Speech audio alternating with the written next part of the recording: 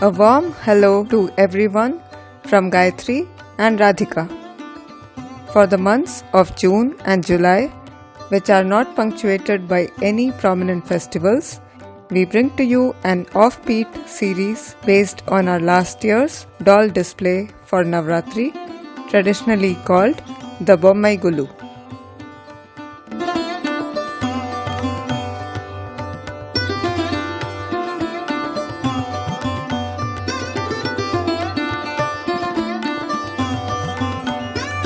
The theme of this Golu is Animal Kingdom, as in the integral roles played by animals in three main spheres of our lives, namely mythology, fables, and habitat. The first part of the series will focus on the animals from mythology that are the vehicles of various gods known as Vahanas. Before we take a look at them, first and foremost, let's say hello to the parents of the animal kingdom as per mythology. That's Kashyap Rishi and 6 of his wives who are believed to have created the entire gamut of the animal kingdom consisting of invertebrates, fish, reptiles, amphibians, birds and mammals. Here is Timmy, the mother of creatures that can swim, like fish and whale. This is Vinata, mother of creatures that can fly, like birds and bats. Kadru gave rise to creatures that can crawl, like worm and snakes.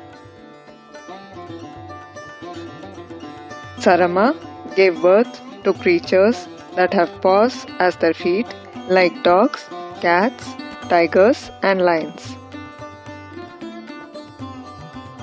From Surabhi came animals that have hooves as their feet, like cows, pigs and horses. And finally, this is Surasa, who created animals that don't fall into the above 5 categories, like elephants and camels.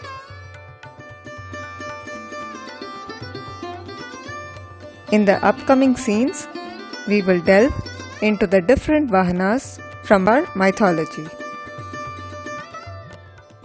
Here are the majestic Tridevis who have come on their respective Vahanas to resolve an urgent crisis. Saraswati, the goddess of learning and arts, has arrived on the swan, which is the vehicle of her husband Brahma as well. The swan symbolizes purity, true knowledge, wisdom, qualities that are synonymous to the goddess. The swan's sensitive beak has the ability to discriminate between the valuable and the mundane.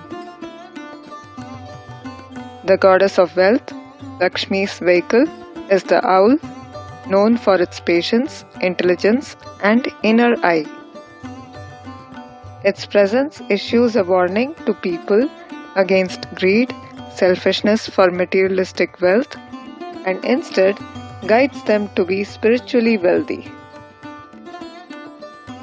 Next is Parvati, who has come in the form of the fiery Durga. She is seated on her vehicle, the tiger, which symbolizes her power, will, and determination in the face of oppression, atrocity, and danger.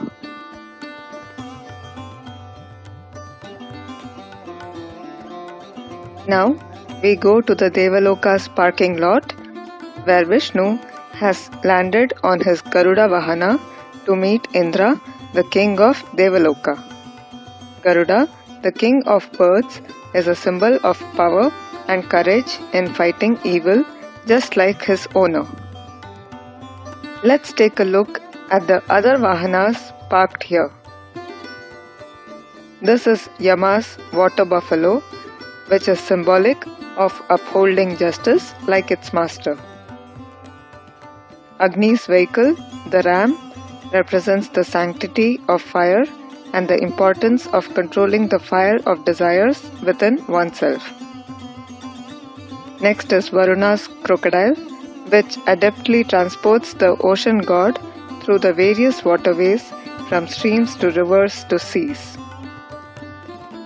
This majestic white elephant is Airavat, Indra's Vahana, specially created by Brahma by employing his Vedic powers to hatch a divine egg laid by Garuda. Shani rides on a crow, which is a symbol of the pilfering habits seen in people.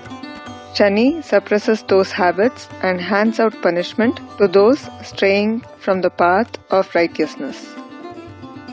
The parrot of Kama, the god of love, with its red beak and green feathers, represent fertility and the joy of fulfilled desires. This is Vayu's horse, which can run at the speed of wind and quickly transport the wind god. Standing behind are the 7 white horses that pull the one-wheeled chariot of Surya when going around the spiritual Mount Meru. The 7 horses are said to represent the 7 colors of visible light emanated by the sun.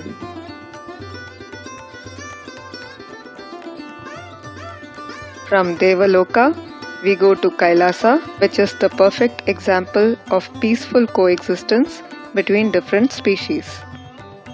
Shiva and Parvati are seated with Ganesha, and Kartikeya is standing besides them.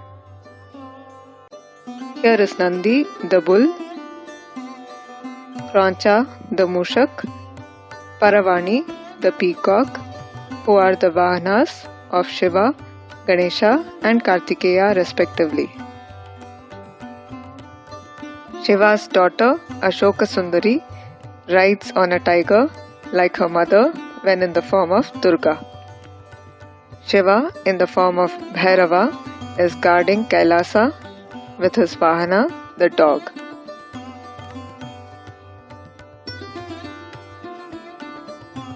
Shiva's Vahana, the bull called Nandi, was born when sage Shilada wished for a pious and virtuous son. However, the son he was bestowed was destined to die early. To defy fate, Nandi performs a rigorous penance to please Shiva. Moved by his devotion, Shiva makes him his Vahana, thus rendering him immortal.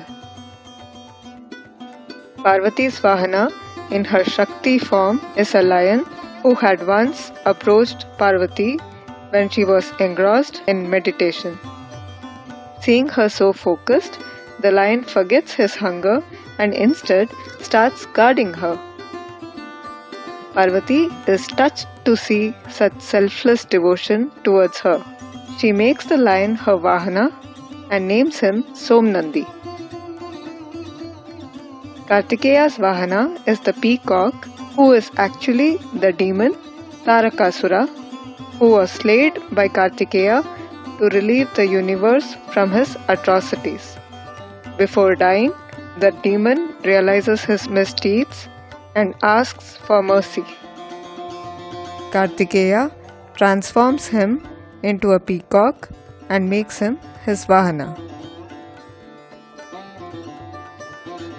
Ganesha's Vahana, the mushak, is in fact a Gandharva called Krancha, who got cursed to become a mouse by Rishi Vamadeva.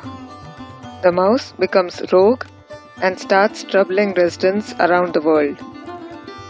Ganesha saves the people by capturing and subduing the mouse and then making him his Vahana. Here ends part 1 of our animal-themed Golu, where we looked at the Vahanas of various gods and several anecdotes associated with them. It is apparent that each Vahana has a symbolic connection to the god they serve, and they complement their owner's personality through their own unique characteristics. We will continue with more animal stories from mythology in the next video. Until then, Namaste.